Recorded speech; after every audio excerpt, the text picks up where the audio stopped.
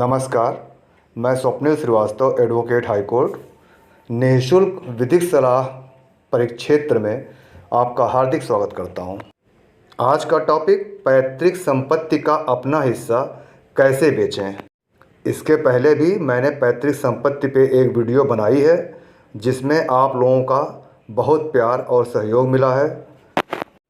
उसके बाद लगातार आप लोगों की प्रार्थना थी कि मैं एक अलग से वीडियो बनाऊं कि पैतृक संपत्ति का अपना हिस्सा कैसे बेचूं।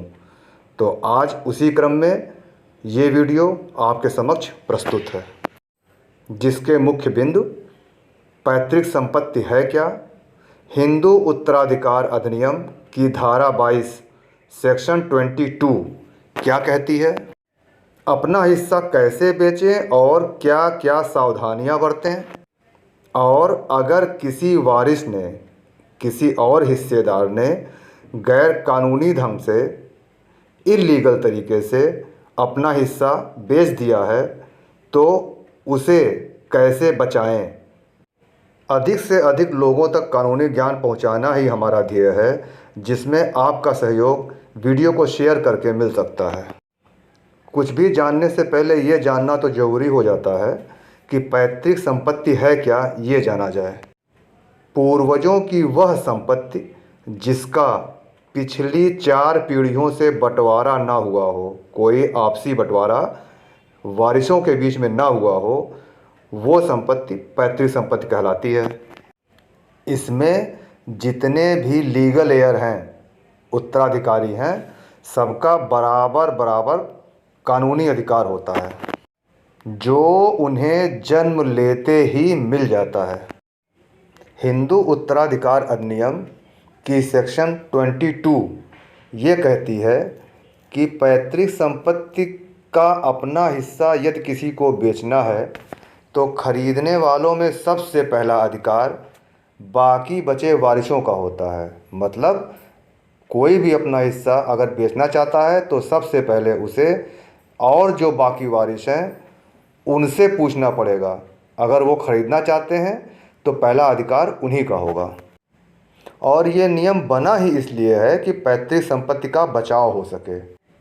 ऐसी स्थिति भी बनती है कि आपको अपनी पैतृक संपत्ति का अपना हिस्सा बेचना है और जितने और उत्तराधिकारी हैं उनसे बेचने की सहमति या वो लेने को तैयार नहीं हैं, उसे खरीदने को तैयार नहीं हैं।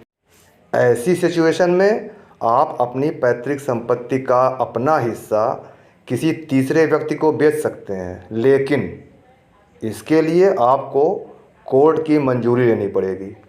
मतलब पैतृक संपत्ति का अपना हिस्सा ही किसी तीसरे व्यक्ति को बेचने के लिए आपको कोर्ट की परमिशन लेनी ही होगी, अदरवाइज़ वो सेल डीड इल्लीगल होगी। एक ज़रूरी बात उन उत्तराधिकारियों के लिए जो पैतृक संपत्ति के उत्तराधिकारी हैं लेकिन कोई दूसरा उत्तराधिकारी उसे बेचने के लिए पहले उनके समक्ष प्रस्ताव नहीं रखा या उनकी सहमति नहीं ली। ऐसी स्थिति में जो बाकी उत्तराधिकारी हैं उनको यह कानूनी अधिकार प्राप्त है कि वो उस सेल डीड को निरस्त करा सकें। अदालत में उसके निरस्त होने के लिए वो केस फाइल कर सकते हैं और करना भी चाहिए। एक आवश्यक बात जो हर कोई जाने, अगर कोई उत्तराधिकारी अपना हिस्सा किसी अन्य उत्तराधिकारी को बेचने का प्रस्ताव रखता है तो जो उत्तराधिकारी ज़्यादा पैसे देगा उसे बेचने के लिए स्वतंत्र है। और यह कानूनी अधिकार अधिनियम की धारा 22 ही देती है। धारा 22 साफ साफ कहती है कि सभी उत्तराधिकारियों में जो भी उत्तराधिकारी ज़्यादा पैसे दे उसे ही आप अपनी ज़मीन बेच दो या बेच सकते हो। इसी धारा 22 में यह भी कहा गया है कि यदि आप अपनी ज़मीन, अपने हिस्से का ज़मीन किसी तीसरे को बेचना चाहते हो तो उससे पहले आपको अन्य उत्तराधिकारियों से पूछना होगा कि वो ये ज़मीन ख़रीदना चाहते हैं या नहीं। अगर वो ख़रीदना चाहते हैं तो फर्स्ट प्रेफरेंस कानूनी रूप से उन्हीं को मिलेगा। हाँ, अगर वो बाकी बचे उत्तराधिकारी उस ज़मीन को खरीदने से मना करते हैं, तब फिर आप स्वतंत्र हैं किसी और को बेचने के लिए, लेकिन कानूनी रूप से कोर्ट से अनुमति लेकर। देखिए, वैसे तो पैतृक संपत्ति में पैदा होते ही बराबर का अधिकार सारे उत्तराधिकारियों को मिल ही जाता है और उनका हिस्सा कोई बेच नहीं सकता। लेकिन कुछ विशेष परिस्थितियां ऐसी हैं जिसमें घर का मुखिया किसी विशेष परिस्थिति में किसी का भी हिस्सा, उस पैतृक संपत्ति का कोई भी पार्ट बेच सकता है। इसके लिए उसे किसी भी उत्तराधिकारी से अनुमति लेने की ज़रूरत नहीं है और वो परिस्थितियां जो कानूनी रूप से वैध हैं वो हैं आपके सामने जो डिस्प्ले हो रहे हैं। उसे मैं अपनी लैंग्वेज में, साधारण भाषा में आपको समझाने का भी प्रयास कर रहा हूँ। जैसे परिवार का कोई भी सदस्य बहुत गंभीर रूप से बीमार हो जाए और उसके इलाज के लिए पैसे ना हो, परिवार के किसी बेटी की शादी करनी हो और पैसों की कमी हो, या फिर कोई और मकान हो जो परिवार के हित के लिए हो, उसके जीर्णोद्धार मरम्मत के लिए पैसों की ज़रूरत हो, तो बिना उत्तराधिकारियों के अनुमति के घर का मुखिया उस पैतृक संपत्ति को बेच सकता है। इसका उसे लीगल राइट है। अभी तक मैंने जितने भी नियम बताए, अगर कोई व्यक्ति इन नियमों का पालन किए बिना अपने हिस्से का ही सही पैतृक संपत्ति बेच देता है, तो बाकी उत्तराधिकारियों को इस बात का कानूनी अधिकार प्राप्त है कि उसके उस सेल डीड को कैंसिल कराने के लिए कैंसिलेशन ऑफ सेल डीड का मुकदमा सिविल कोर्ट में फाइल कर सके।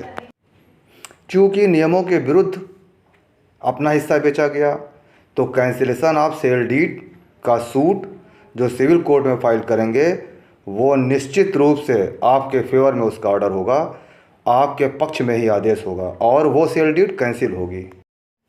कभी कभी ऐसी भी परिस्थिति आती है कि कोई एक उत्तराधिकारी अपना हिस्सा बेचने के लिए शेष बचे उत्तराधिकारियों से बात करता है, बेचने को तैयार होता है, लेकिन उन उत्तराधिकारियों से उसे उचित रेट, प्रॉपर्टी का उचित रेट नहीं मिलता।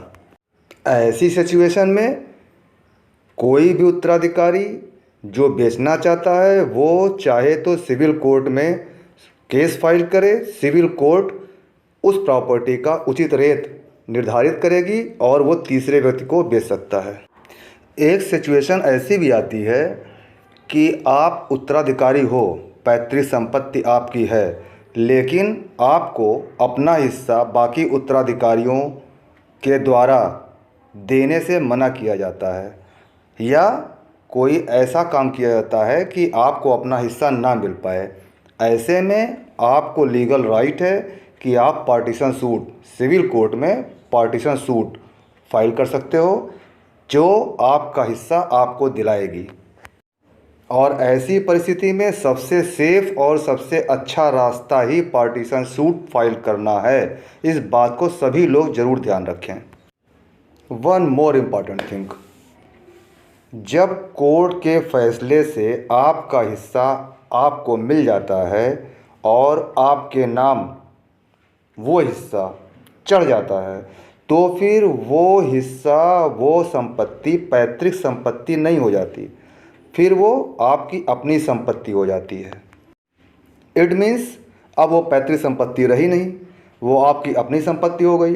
तो फिर आप किसी भी तीसरे व्यक्ति को जैसे चाहें वैसे बेच सकते हैं, वो फिर इल्लीगल नहीं होगा। अब मेरी कानूनी सलाह देखिए, अपनी संपत्ति अगर पैतृक संपत्ति है तो आपका हिस्सा आपका ही है, आपको कानूनी अधिकार प्राप्त है। इसके लिए आप हमेशा सजग रहिए। अगर ज़रूरत पड़े तो अपने हिस्से को पिछले बचाए गए नियम के हिसाब से बेचें या फिर चाहें तो अपने नाम करा सकते हैं। उसके भी कानूनी ऑप्शन, लीगल ऑप्शन खुले हुए हैं। किसी भी तरह के कानूनी सलाह या कानूनी परामर्श के लिए आप मुझे फ़ोन कर सकते हैं। इसी नंबर पे मैं व्हाट्सएप पे हूँ, व्हाट्सएप मैसेज भी करिए। धन्यवाद।